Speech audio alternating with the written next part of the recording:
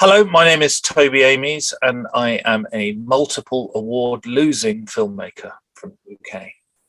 This is Factual America. We're brought to you by Alamo Pictures, an Austin and London-based production company making documentaries about America for international audiences. I'm your host, Matthew Sherwood. Each week, I watch a hit documentary and then talk with the filmmakers and their subjects. This week, it is my extreme pleasure to welcome acclaimed filmmaker and broadcaster, Toby Amies, director and co-producer of In the Court of the Crimson King. The film captures life on the road with King Crimson, the influential rock band that has been inspiring generations of musicians for over 50 years. While the documentary will be a real treat for the band's legendary cult following, you don't have to be a fan to appreciate what Toby has captured with his film. Stay tuned as we discuss King Crimson, the essence of being in a rock band, the philosophy of music, and the meaning of life. Toby, welcome to Factual America. How are things with you? Generally speaking, good. Good. It's spring in the UK, so everything's cheered up a little. Yeah, I think so. Being based in the UK as well, I can attest to that. The film we're going to be discussing is In the Court of the Crimson King, King Crimson at 50. Premiered at South by. I think it's been at a few other festivals. When is it going to get a wider release? Don't know. It's that's well, we're sort of working that out at the moment. To be honest, it's sort of I'd like it to go out to the widest audience possible as effectively as possible, and we're seeing what the best way of doing that at the moment is. There is a very large demand for that film because one of the things the film documents is the very particular, almost unique relationship that band have with their fans. Well, so we definitely. I mean, I've had the great fortune of being able to see it. Obviously, most of our listeners and viewers will not have seen it yet, but we'll definitely be on the lookout for it because I highly recommend it. It's but maybe you can take that a little further. What is In the Court of the Crimson King all about? If you can give us a synopsis. If that's possible. Well, I suppose, I mean, I don't like to sort of make up the audience's mind for them. That's one of the things I think that film is a collaborative medium, and it starts at an almost atomic level with film. That you require the audience to fill in the gap between frame 1 and frame 2 in order to create movement, and I think that's a really good principle from which to operate as a filmmaker, which is what Lubitsch said, isn't it? It's like 2 + 2. If you tell them 2 + 2 = 4, you lose them. But if you let them work out that it's 4, then you've got them. So a good fit for this band, I think. Yeah. But I suppose that initially Robert Fripp wanted to make the film, he said, to better understand the nature of King Crimson. And for me, as a filmmaker, I'm interested in the human condition. So, I'd said to people that, as far as I was concerned, it's an examination of the human condition using King Crimson as the medium. But I think King Crimson matter as a band because they speak directly to the human condition. So it all came in together quite nicely, I think. I tell you what it isn't, which is probably easier, is that it's not a Wikipedia article with a bunch of old farts talking about the olden days. Exactly. Yeah. Because that film's easy to make and it's boring and it's not going to tell you anything you can't already find out on the internet or reading Sid Smith's biography of the band. Yeah. So it's all very interesting. I mean, maybe... So I know the demographics of our listeners. Maybe give us a little introduction. I agree with you. Don't tell us what the film's about or what it isn't about necessarily, but maybe a little perspective on King Crimson, because there might be a decent number of listeners who are not that well aware of them. No, they're a very unusual band, and Robert Fripp, the sort of only consistent member of the band, or constant rather member of the band, but he's very uncomfortable, generally speaking, referring himself to as the person who started it or the band leader. He refers to King Crimson as a way of doing things, not as a band. It's a sort of approach to the creative process. But they started off in 1969 in London, and their first album, In the Court of the Crimson King, was inordinately successful. But the band effectively split up in the same year, with two of the founder members, Michael Giles and Ian MacDonald, both of whom appear in the film, leaving. And as we say in the opening of the film, that started a process of fragmentation and reinvention that's continued for 52 years. So they're not one of those bands where the sort of background is so fractious that they're consistently having to bring in new members to keep on bashing out the old hits, as you find with, there are lots of bands out there where they're still fighting about who owns the actual name and who's an original member. It's not one of those situations. It's always King Crimson. Nevertheless, as another ex-member, Bill Bruford, says in the film, it several times it threw away its entire past repertoire and created something new. So there's a sort of, I suppose, that they're referred to as a prog rock band, which raises the hackles of almost everybody in the band when they're referred to that way. But I think it's important to make this distinction between prog rock, which becomes, if you'll pardon the pun, a genre sort of kept in aspic. It's sort of preserved. And then there's this notion of what progressive is. And obviously there's this idea of forward movement and change and evolution implicit in that. And that, I think, is something that King Crimson has done very well. The tours that I followed them on, they were playing a lot of old material, and there were a lot of old men on stage, to be frank. A lot of them are getting on. Nevertheless, they've got 3 drummers at the front of the stage, and so the experience of going to see King Crimson, even in somewhere as hallowed as the Royal Albert Hall, right? It's you're pummeled by them. It's like, I often say, it's like having one of those. Seeing King Crimson live is like having one of those deep tissue massages. That you're not entirely comfortable, and sometimes it can be so painful that you're like, I'm not sure this is good for me. But if you're in the hands literally of a master, then you are sort of moved through in such a way, both the massage and I'm extending the metaphor a little too far now, but you feel better at the end of it, but you're not necessarily entirely sure why. So it's a very complex set of ideas placed into rock music, not rock and roll music, though, crucially, because they sort of weren't. One of the sort of conceptual decisions I understand that they made early on was not to be influenced by the blues, whereas a lot of other bands were influenced by the blues at the time that they started up, most famously the Stones and the Beatles, obviously, but they're more influenced by like Bartok, so there's this sort of classical element to it. And Robert described them as being akin to a rock and roll orchestra, which is probably closest to the truth. Seeing them live is as powerful oftentimes and as noisy as going to see a metal show, but there's something else going on there, which is, maybe it's, I'm not sure if you could say it's more sophisticated, perhaps more infernal even than the death metal show. There was a point where, when I was on tour with them, that we kept on bumping into Slayer in hotel rooms. And I just thought it would actually be really appropriate to have a double bill of Slayer and King Crimson, ideally with the two bands swapping members sort of halfway through.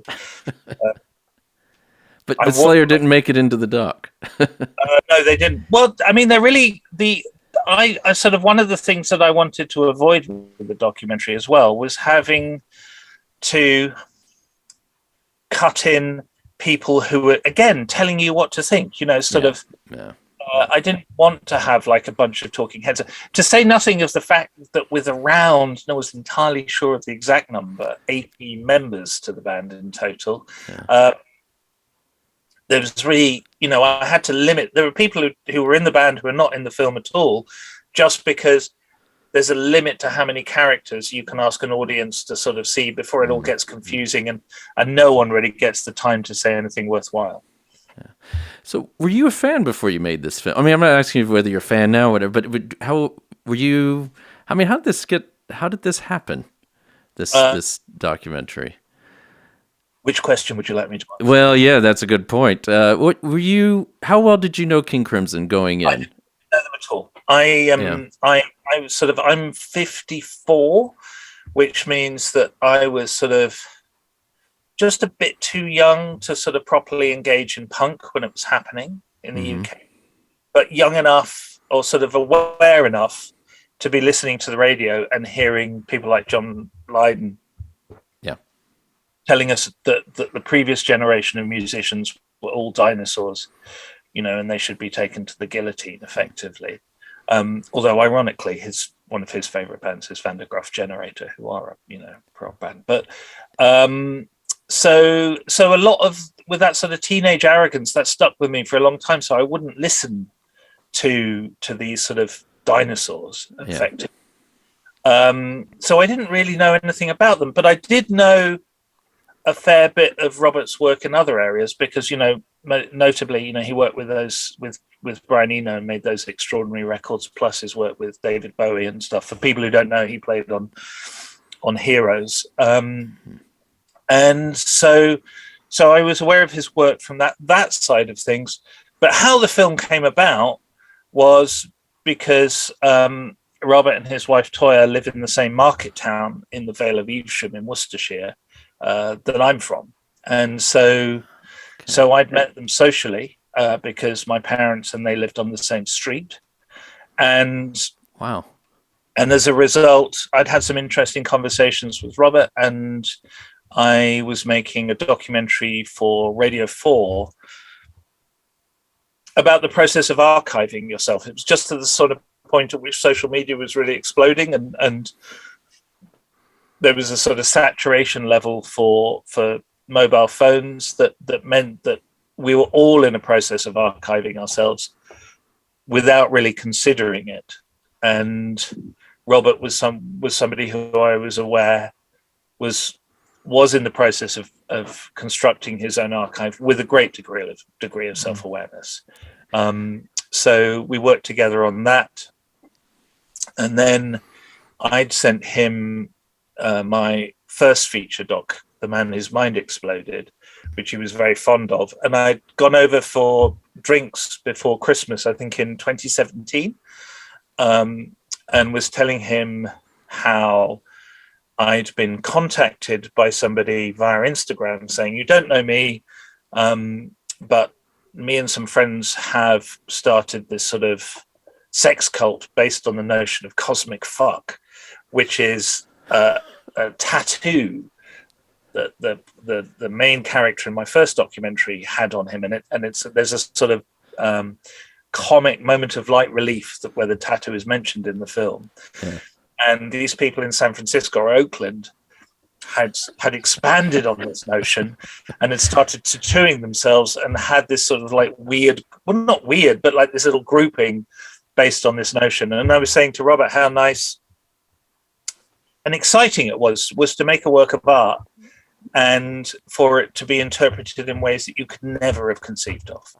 Once you've made it out there, it becomes something for other people. And that sort of touches on what I was saying earlier, that like, I'm not interested in making work that sort of has a particular direct point of view. I mean, obviously my work's subjective, but I'm not sort of saying to the audience, this is what you've got to believe or take away from this. It's like, here's what I understand the facts of the matter to be. It's up to you to fill in the gap between those, two frames or whatever. Okay. And so did you know what you were getting yourself into when you decided to do this documentary with King Crimson generally, but certainly with Robert? No. It's been inordinately complicated. Yeah. He doesn't suffer fools lightly, does he? No, he doesn't. And I used to work for MTV as a as a producer, but also as a, on camera video jockey. Yeah.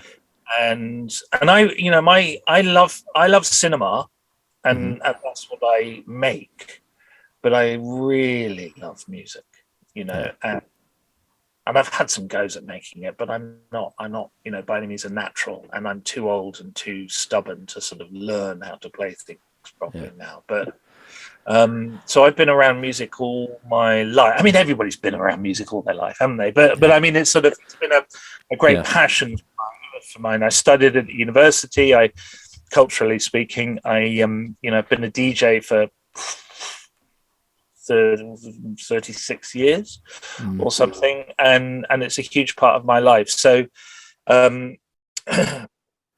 well, I mean, did you know what you're getting yourself into? Oh yeah, did I know? So this sort of working at MTV, it's that I would always be reeled out for the difficult interviews, and so oftentimes I would end up interviewing people who were sick and tired of being asked stupid questions. Yeah. And as soon as they saw the little logo on the microphone, they were like, "Oh God, here we go again." So I have a relatively thick skin, and I'm used to difficult circumstances, and I also do the work, generally speaking, to make sure that, so that I have it's not even a question of knowing what I'm talking about, but I try and approach my subjects with a sufficient amount of a mix of respect and skepticism,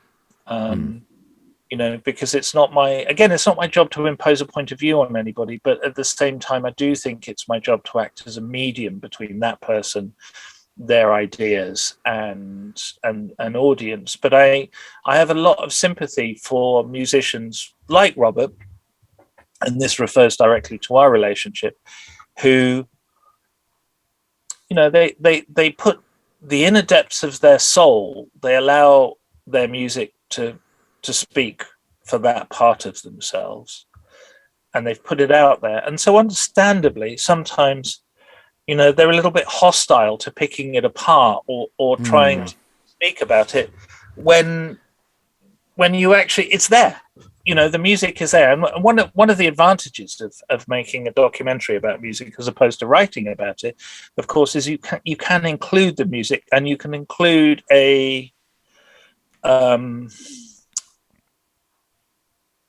something which is more than an analogy of the experience of that music. It's not quite the same as seeing a band live, obviously, but you can introduce that element. So it was, but these are artists at the absolute top of their game, and they're all, you could say they're all in the top 10 probably of what they do, and some of them top 5, and a couple of them maybe even the sort of number 1 at what they do in the world. So sort of, it was inordinately frustrating at times being told I wasn't able to film when I'd been commissioned to make a film about this band, and members of this band were telling me I couldn't film. And I don't know if you've seen the sort of the making of documentary I made of this. It's like 2 minutes long. No, I haven't, but I'll be keen to see I'll that. send it to you. Yeah, and please do. It may be fun for you to use in the in this point, because it was sort of it is sort of analogous to my experience of making the film to some degree. My point being, though, is that if you're making incredible music that's really, really complicated and requires you to be on top of your game off stage as well as on, I am very understanding of why a documentary maker might be told to fuck off on occasion. which I can tell you does happen in the in the film. And on that, go ahead. Actually, if you don't mind, hold that thought. We're going to give our listeners an early break here, and then we're going to dive right back into that whole relationship, which is amazingly captured, I think.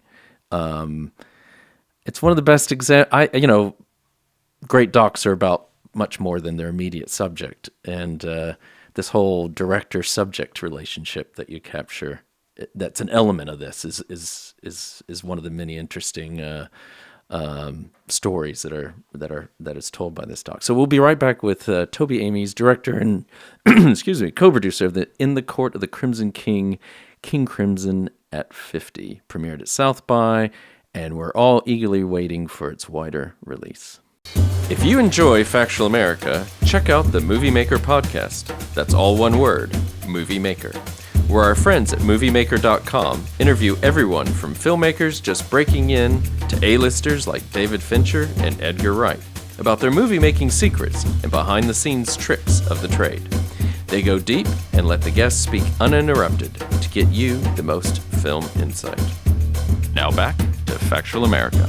Welcome back to Factual America. I'm here with acclaimed filmmaker Toby Amies, director and co-producer of In the Court of the Crimson King, premiered at South by, and we're waiting for its wider release. We were talking about your relationship and your sympathies for these musicians, especially these musicians that are at the top of their game and probably some of the best musicians, if not the best musicians, in their respective fields. The question I've got for you is, how does this doc get made? And I literally mean that, and I think that does fall from this, because there's this great scene where you're talking to one of the band members and saying, do you feel like you're auditioning or something? And I forget exactly his answer, but basically says, "Don't want to spoil the joke, but it's good. It's good. It's good. It's essentially your role. I mean, I get the sense that it was a day-to-day thing, whether the project was going to make it to the next day, and your part in that project. Is that fair enough to say? Yeah, I mean, a documentary sort of lives or dies really on the access you have. Yeah, but also it lives and dies in terms of how you react to the access that you have. So if you're not getting the access you need, then I think it's valid, or sometimes it's useful in the context of the film to demonstrate that.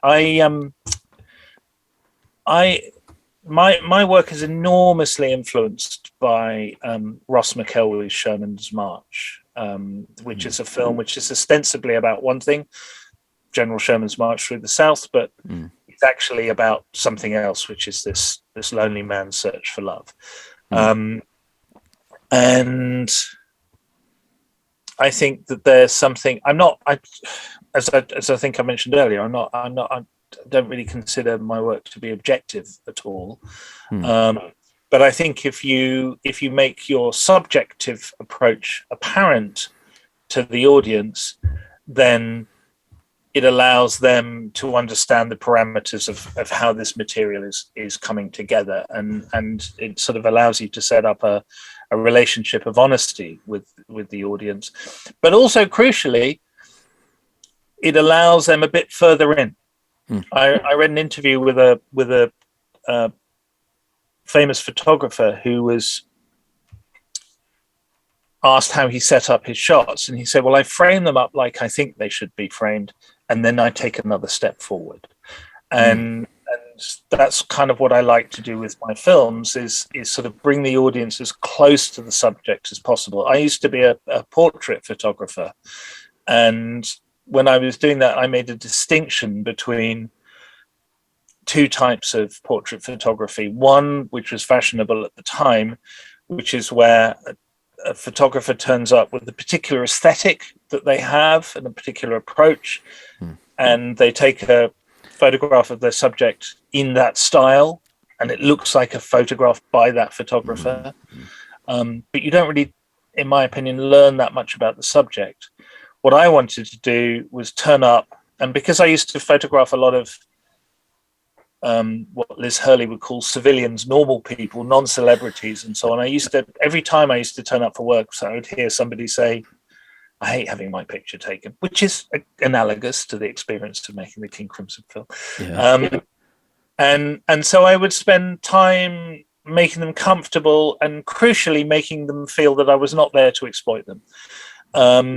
but I did want to get something out of them. And in order to get something out of people, I think you have to show that you're prepared to give them something back, much like Hannibal Lecter and Clarice Starling, quid pro quo. So what I was taking a picture of, it ultimately is the relationship between the photographer and the subject. And if the audience can, for that photo or that film, can identify with the photographer, then it allows them to enter into a relationship with the subject that's a little more intimate than you normally get. Yeah. So the idea is not to put me in my films, but it's to use enough of me that I become a portal through which the audience can get a sense of what it is to know somebody.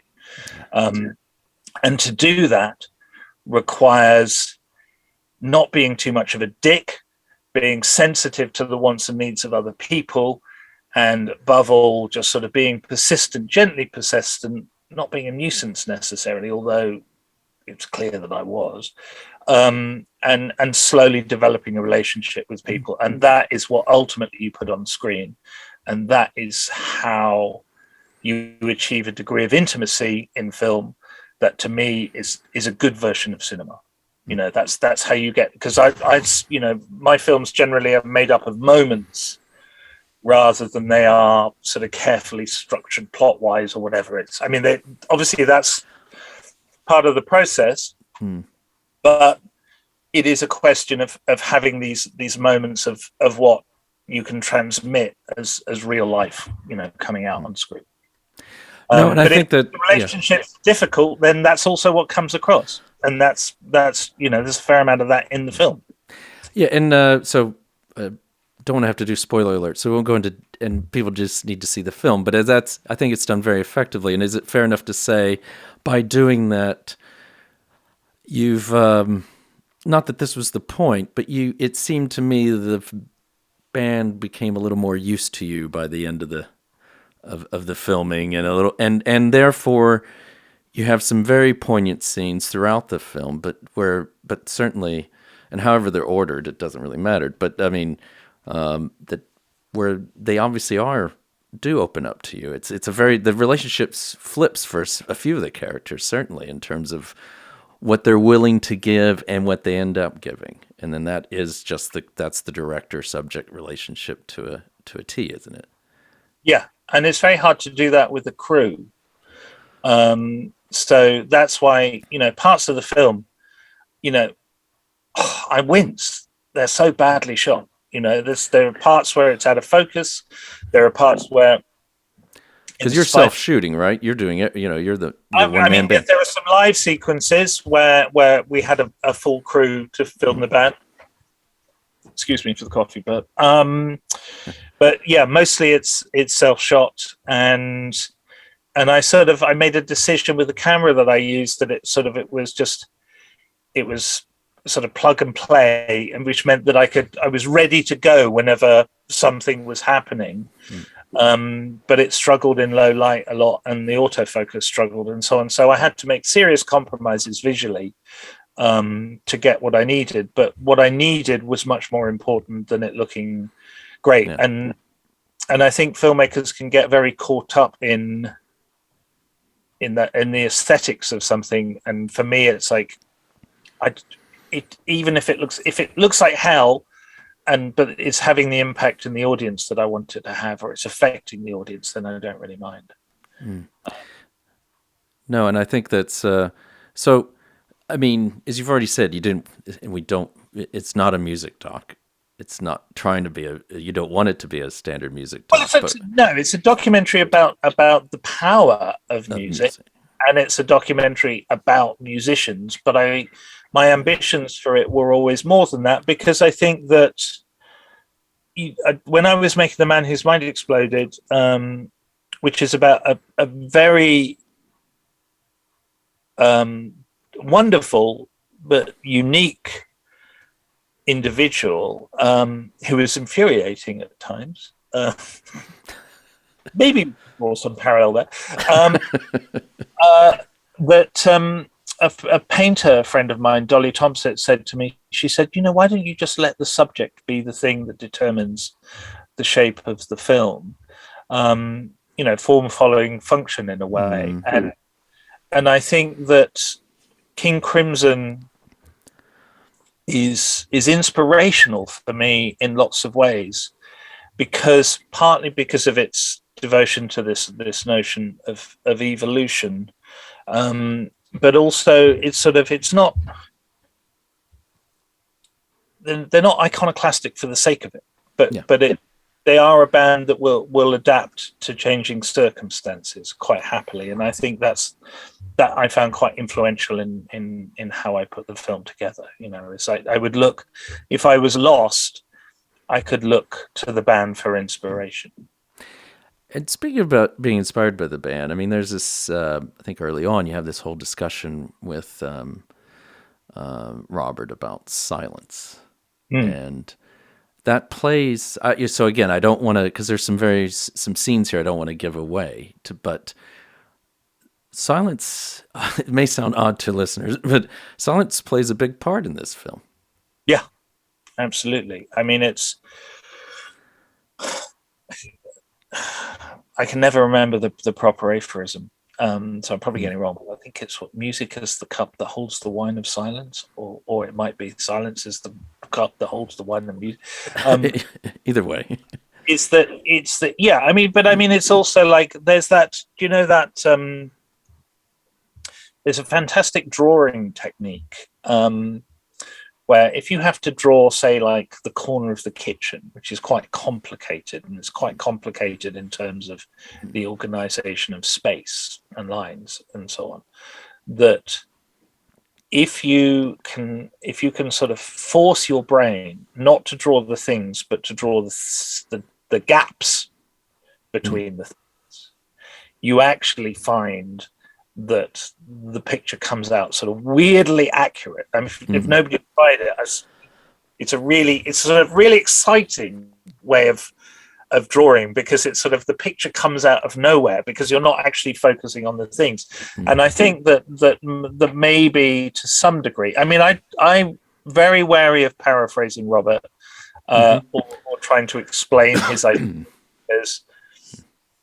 I think it's much better to watch the film or listen him to try and see that. But I think that's to some degree the role that silence plays there, is that it's by focusing on the gaps between things, the things themselves, your relationship with them changes, and perhaps it becomes a little bit more profound. There was a bit when we were mixing the film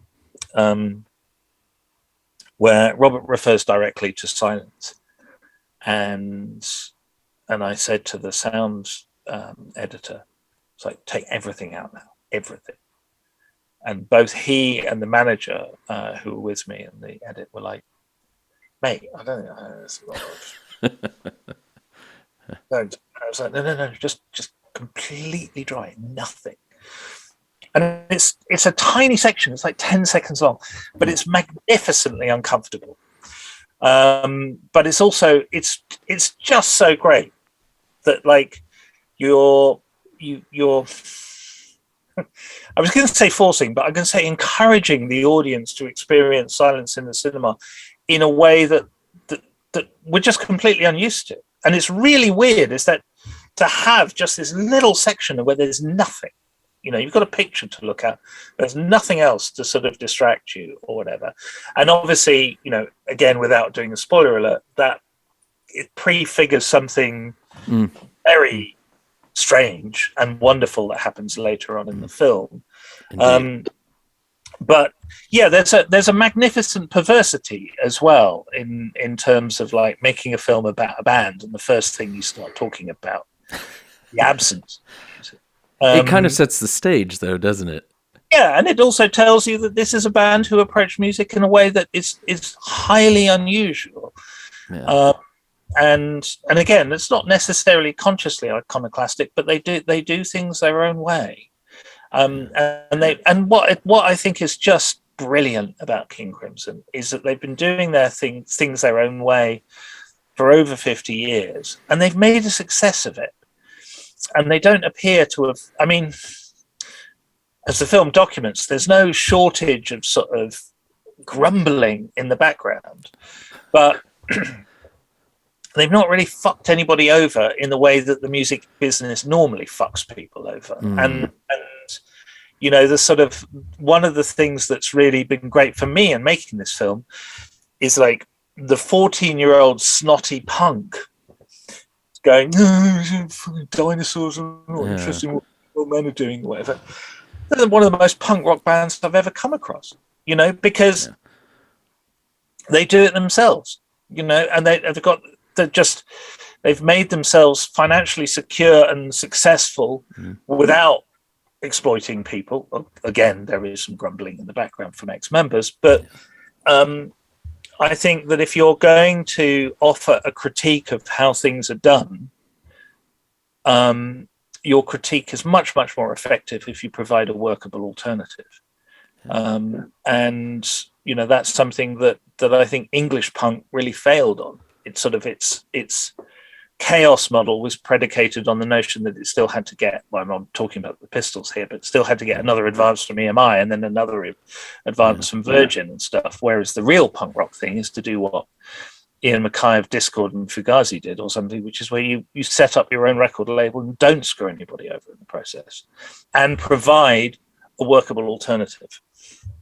Yeah, that's one of my hobby horses. Can you tell? Yeah, well, and I'm thankful. That's like the second, if at least the second, maybe the third Fugazi reference we've gotten in a podcast. I'm very happy about that. As someone, I'm the same age as you actually, and so King Crimson for me was always one of these bands I heard of that you were supposed to like because they were, what's the old joke? Well, they did better than this, but sold 1,000 albums, but everyone who bought those albums started a band or whatever, kind of thing, But then I did the thing you do, at least someone like me does, get on Google, just get on YouTube, and you've got some of their performances, and I don't know how well they're captured, but some of the stuff that would have corresponded to when you're filming, and I was blown away. I was absolutely, with not just the 3 drum sets at the front, but it was... it's up there with like some of my favorite jazz. I mean, I was just very impressed by. It's not just the musicianship. I mean, there's just because you can have virtuosos, and this isn't to have a discussion about where does King Crimson fit in the lexicon or the rankings or something, but just to say, I agree with you. I did not have an appreciation for them previously, and I think having seen your doc and then also listened a little bit more, I certainly can see how very, very long-winded way of saying they remain fresh in their sound. I think is the way to put it. Because a question I would have had, and any question anybody would have approaching this, you got a bunch of guys that are, the older members are in their 70s. What is it about these aging rock stars who can't let go, and that kind of, you could argue, but that's not this. That's not this band at all. These are artists. They're not rock stars, and I mean, some of them have got some gentle rock star tendencies, but what I think's really fascinating about them is that. They all worked out how to stay in the game, and I think that they have different approaches to it, but that word discipline is really important here. And I think yeah, go ahead. No, I was just going to say, do you think like is Robert's perfectionism, which is part of the grumblings that you've alluded to, is that also part of the reason they are what they've achieved, what they have achieved and are still achieving? Yeah, I think so. I think it's not even. I mean, Robert is oftentimes presented as some sort of tyrant. In Bill Bruford's autobiography, I think he's referred to as a cross between Joseph Stalin, Mahatma Gandhi, and the Marquis de Sade. But it's not really. And I have a sense, but I could totally be wrong, that this is related to Robert's study with Mr. Bennett and Gurdjieff and also Uspetsky. It's the creation of an environment where you sort of, that things are encouraged to happen, but nobody's really being told what to do per se. But that's also, that's one of the difficult things about King Crimson, and certainly just speaking from my experience working in that environment, is that it's that, like, if you are constantly referring to Robert for approval for what you're doing, that's not going to work out. You've been chosen, I think, for that environment because you have something about your approach to the creative process that is valuable, and it's up to you to do your best version of that. I mean, obviously it sort of gets moved within that space, and you know, no one's entirely certain who has the final say, or no one appears to be entirely certain who has the final say as to what it is. But it's quite a confusing environment, but it's an environment in which you're encouraged to do your best. And certainly initially it would seem that your definition of your best is the one that's at play. But of course, you can drive yourself mad trying to do your version of it. And what you've just said applies equally to the band and equally to yourself, doesn't it? Yeah, and it also applies equally to Robert. And to all of us, yeah. You know, I think Robert, one of the, you know, that sort of, you know, Jeremy Stacey refers to him as a hard ass in that. One of the reasons I think he can get away with that, and one of the reasons that people are keen to sort of work in that environment, is that he drives himself harder than anybody else. You know, as I say in the beginning of the film, there's only one person in that band that practices 4 hours a day. Coincidentally, he's one of the best guitar players in the world. Exactly. You even ask him if he could just have a day off. You know.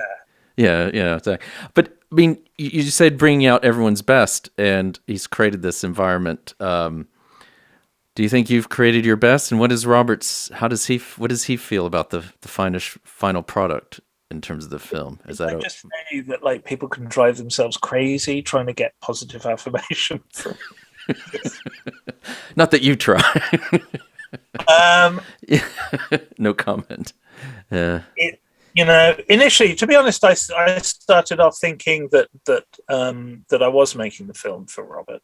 He's a very, very powerful presence, and you can understand why people refer to King Crimson as a cult.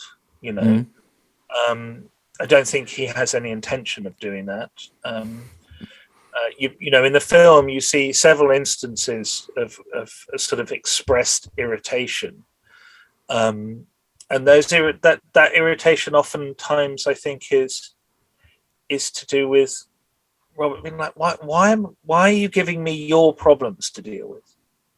You know, I've clearly got my own that I'm focusing on. He has this, and one of his aphorisms is, he says, he's always looking for a better quality of problem.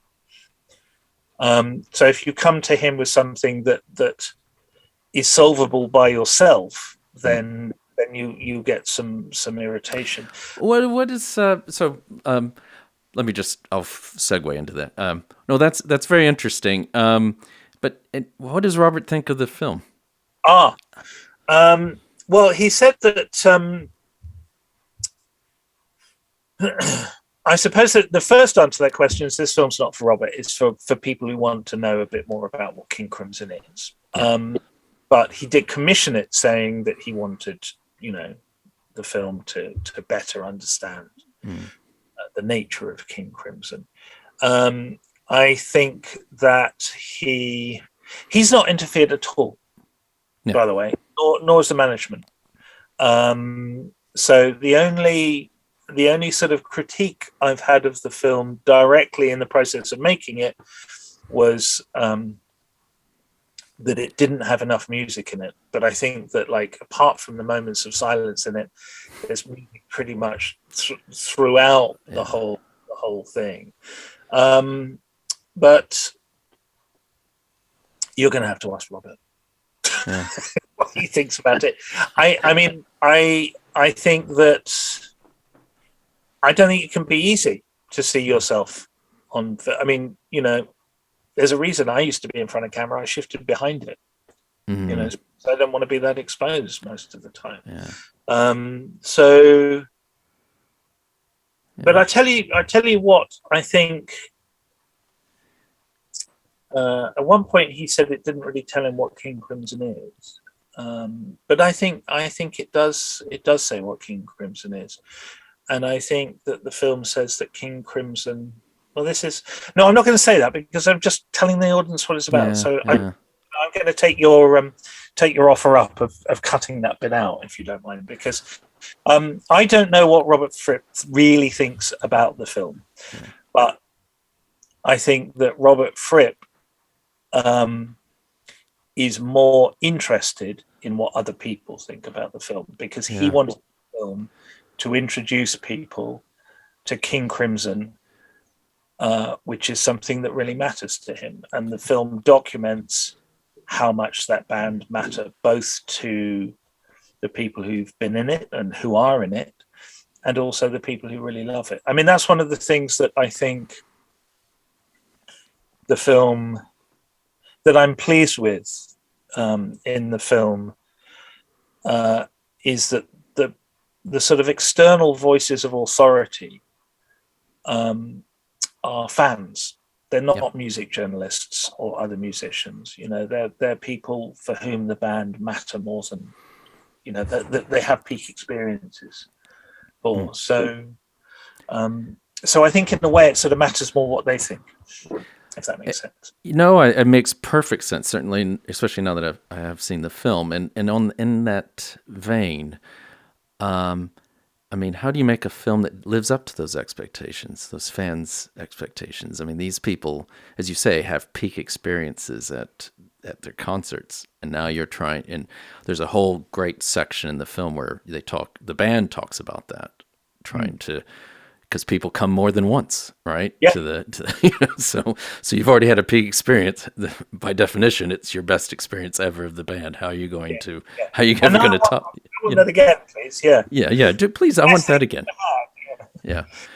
I mean, is that a lot of pressure for you as a filmmaker to really, you know, because as you get into the subject, you understand this, and it's great. I won't, again, don't have to keep saying spoiler alerts, but I won't go into, because I think there's something about the fans that you bring in that are worth being surprised by. Let's say.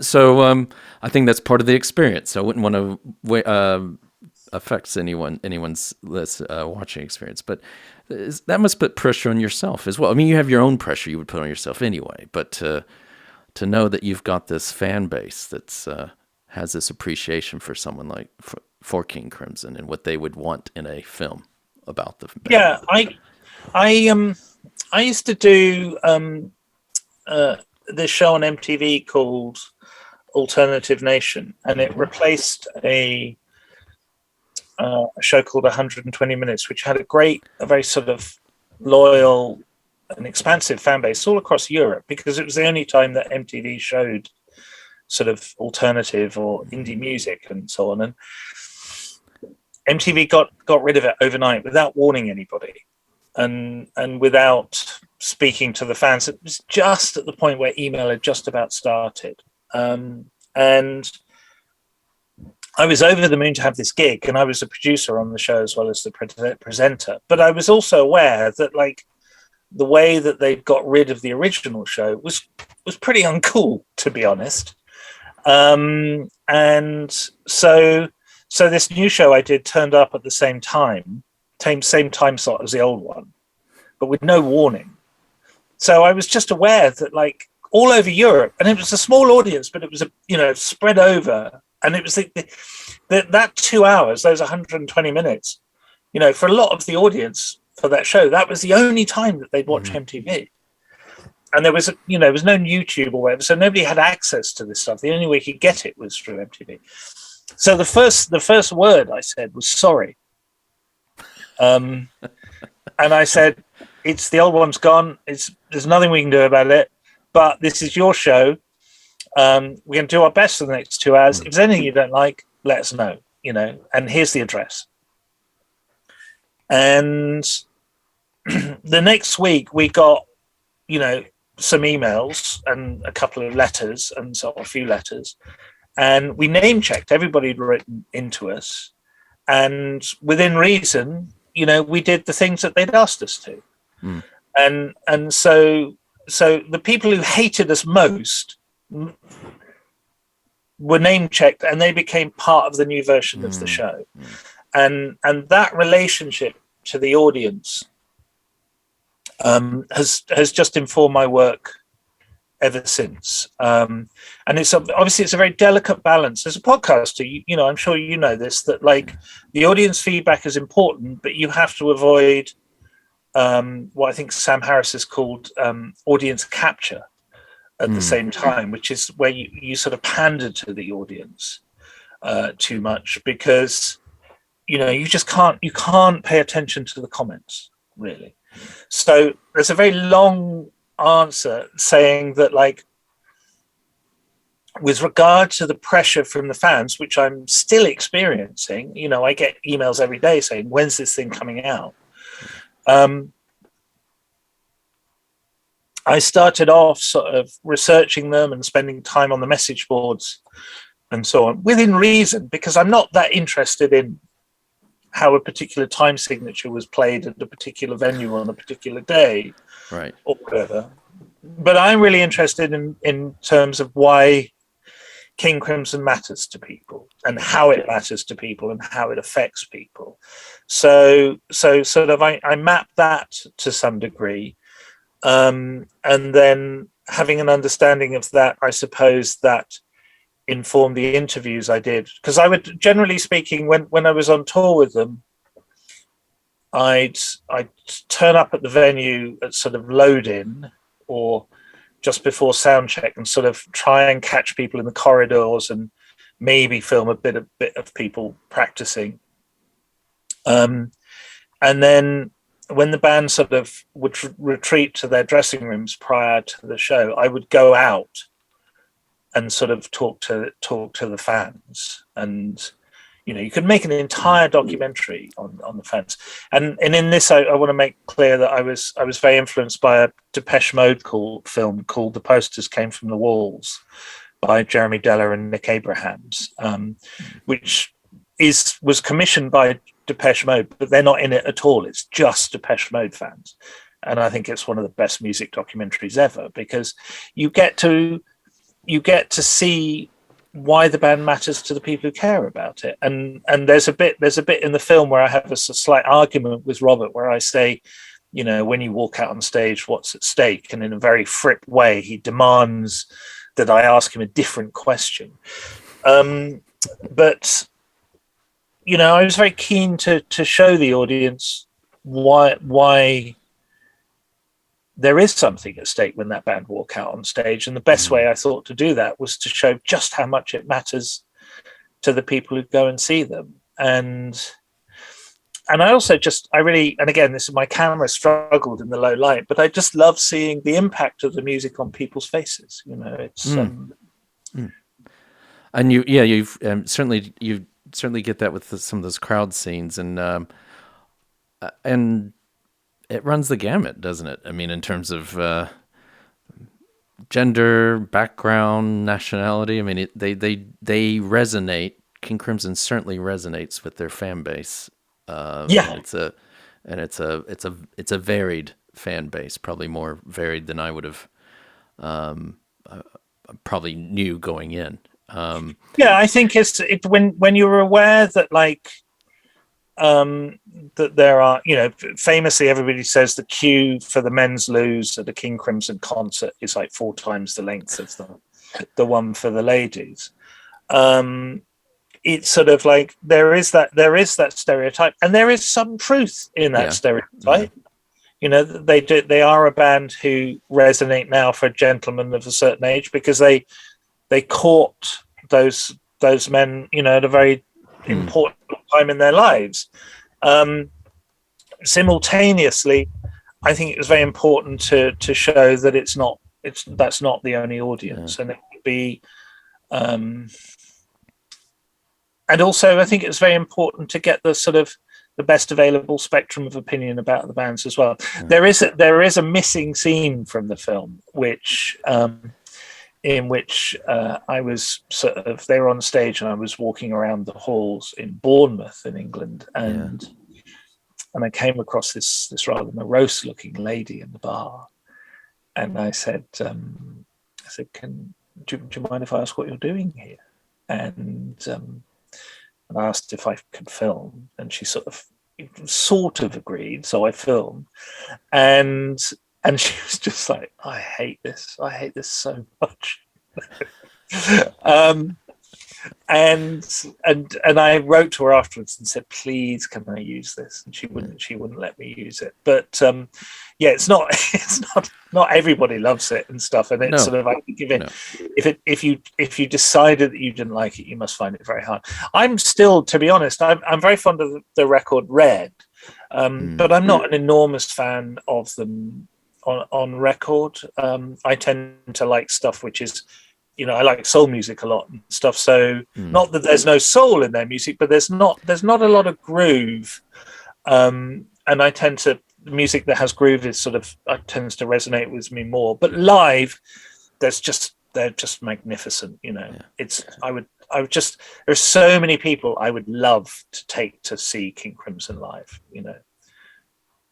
Well, I think well, if you can't make it to when their concerts live or whenever the next touring, do check out this film. I think we're coming to the end of our time, actually, Toby. So, you sure? Because I could talk for another 4 hours, Matthew. Well, I'm sure you could, and I could. We could talk about because there's a lot of great. I mean, there's so many great scenes, and just what you capture. It's I don't know, low light or whatever the aesthetics, you capture some amazing things, some amazing looks and glances from band members, and things said under people's breath, and you're there and you capture it all. And I think it's I don't know, you could try to play some sort of Netflix exec and say it's a mix of this and this and this, or make all these reference points. I wouldn't want to do that. I think that would belittle the film. I think this is but I do think it's capturing so many things all in one film, and it's I think anyone who has any, whether I'm like, I'm not gonna, to be honest, I'm not gonna go out and buy an album probably, but or stream it too much, but anyone who has an appreciation for music and the relationship between bands and their fans, and what bands, and Sam here is doing the recording. He used to be in a band. He was actually used to be based in Arizona, and so it just feels like it captures all those dynamics. I mean, they're peculiarly King Crimson, obviously, but there's so many universalities in there as well, and we haven't even gotten into some of the discussions you have with some very poignant moments and people who aren't with us anymore. So I think it's I highly recommend. I imagine the react one. I know you've gotten great reviews, and thank you again for making this film. It's very much appreciated. Yeah, I think that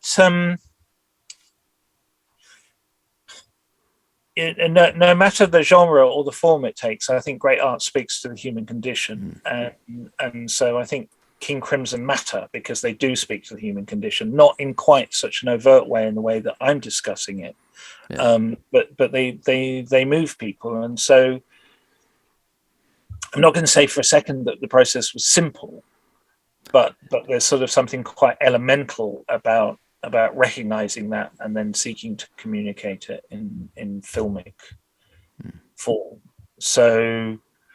So just because it's not a film just about King Crimson, it's a film about the creative process.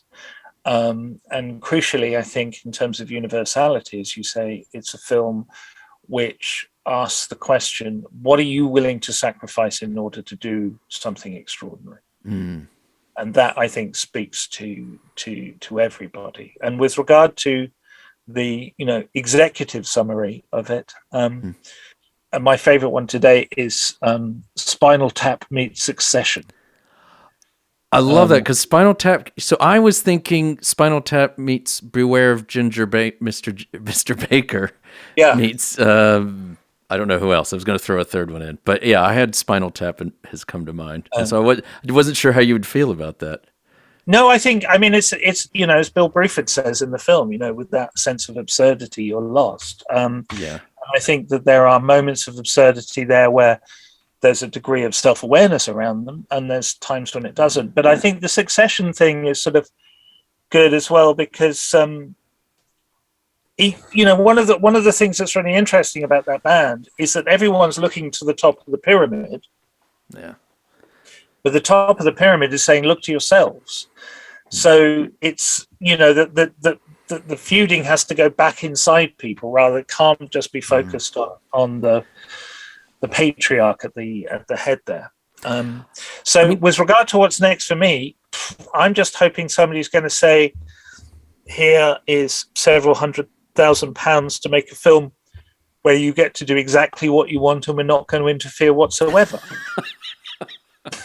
Well, which has been my experience. Sorry, I don't mean to laugh, but no, I recognize the futility of that myself. But that's how this film came about. I was working with artists who had sufficient respect for another artist to say, we think your art is good, make some art about this and do the best job you possibly can, and we'll support you for it. And that's been my experience. And again, with regard to that sort of punk rock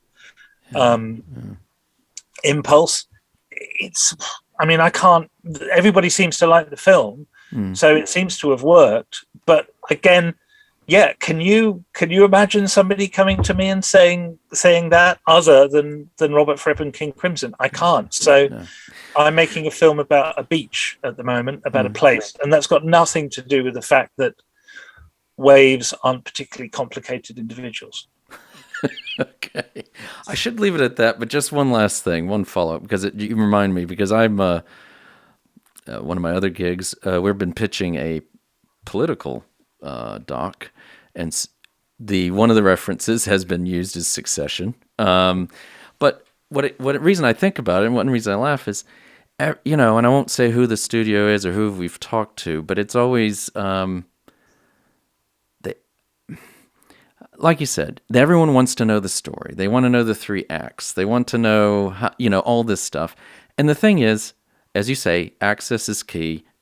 That doc has amazing access.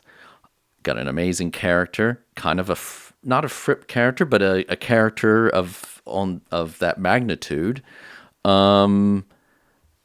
Yet what does it say about the industry, do you think? Because it just seems it's one of these, you go around trying to pitch, and where the people who are doing the actual pitching, I just sit there on the calls, are tying themselves in knots trying to come up with stories that people will buy and sell, will commission, and no one will go for it, because the idea that you could actually you talk to other filmmakers and they say, well, it's character driven, and I let it, let it be driven by this, and a story will come out, Yeah.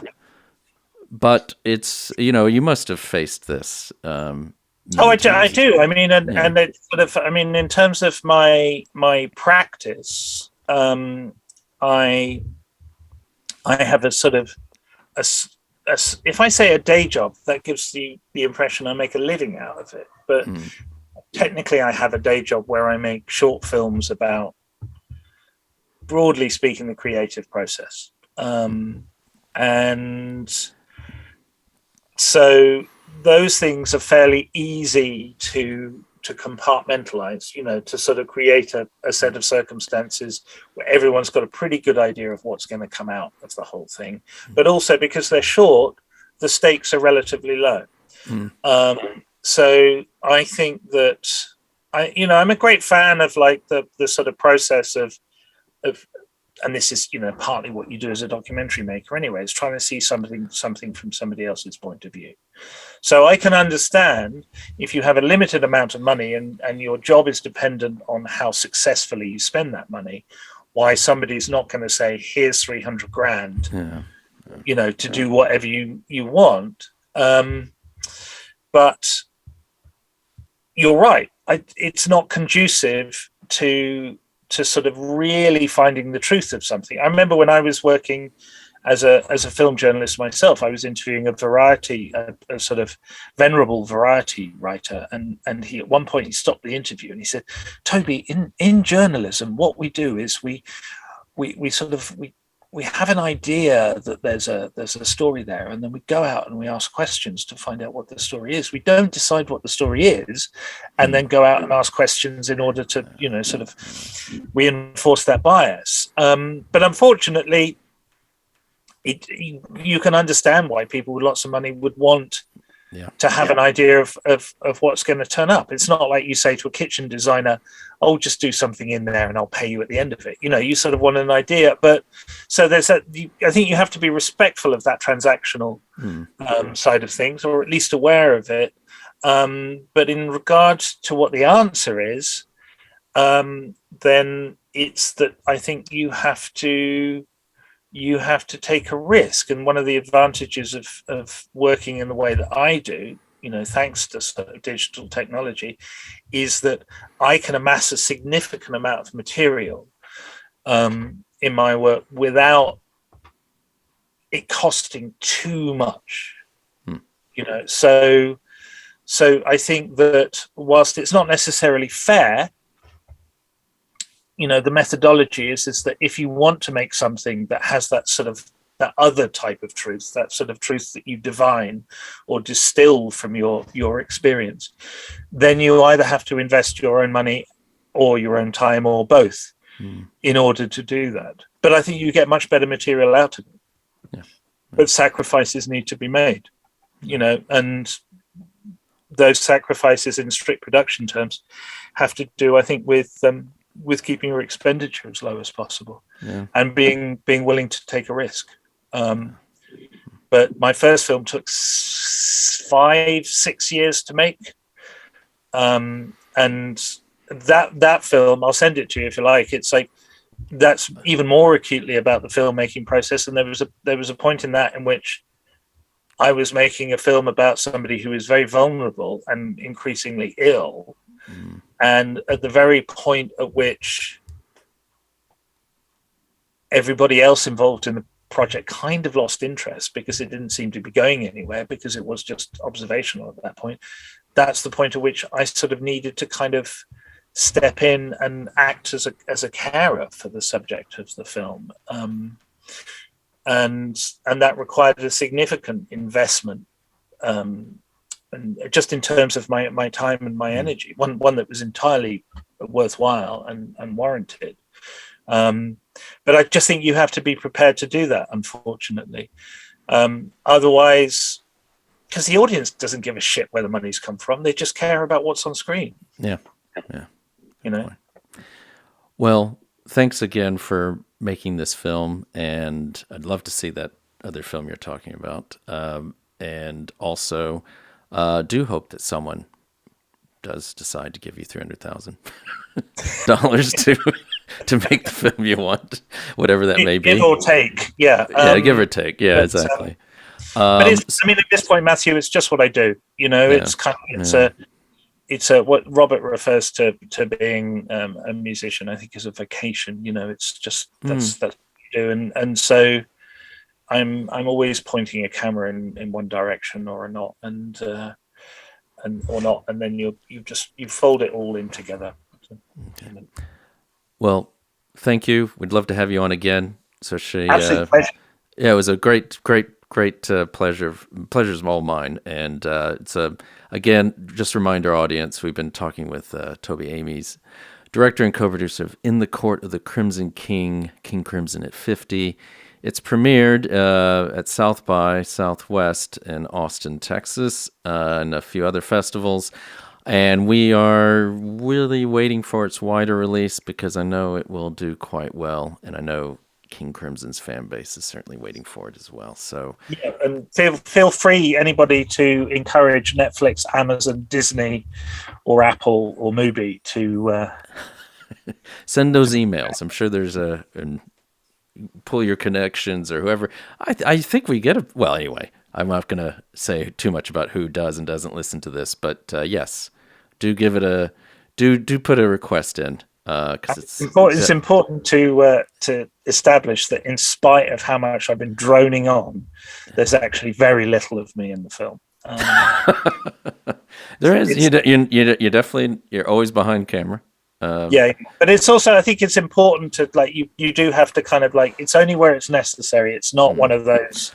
It's not authored in that on my journey I want to discover. No. It's completely in keeping, organic with the filming. It's just to be honest, I don't even realize it's for sure that it's even you. You just hear these they answer a question kind of thing. So well, I think any reference to Spinal Tap and Succession and anything else should sell you on that. This is definitely an hour and a half worth your time. So thanks again. Love to have you on again. It's sometime in the near future, and take care. Another 5 or 6 years when I finish. Yeah, well, that's the thing. We don't have too many repeat guests in these parts. We have only been around for about 2.5 years, so it takes a little while. Yeah. Good luck with everything, and enjoy this beautiful spring day I'm sure you're having there on the South Coast. Thanks a lot, Matthew. I hope I don't have anything incriminating in the background either. I haven't checked. Besides the boots box, I don't know. I think it's... No, it looks great. And thanks. It's been a pleasure. All right. Thank you. Take care. Cheers. Bye-bye. Bye. I'd like to give a shout out to Sam and Joe Graves at Intersound Audio in Escrick, England, in deepest, darkest Yorkshire. A big thanks to Nevin Apaunovich, podcast manager at Alamo Pictures, who ensures we continue getting great guests onto the show. And finally, a big thanks to our listeners. As always, we love to hear from you, so please keep sending us feedback and episode ideas. You can reach out to us on YouTube, social media, or directly by going to our website, www.factualamerica.com, and clicking on the Get in Touch link. And as always, please remember to like us and share us with your friends and family, wherever you happen to listen or watch podcasts. This is Factual America, signing off. You've been listening to Factual America. This podcast is produced by Alamo Pictures, specializing in documentaries, television, and shorts about the USA for international audiences. Head on down to the show notes for more information about today's episode, our guests, and the team behind the podcast.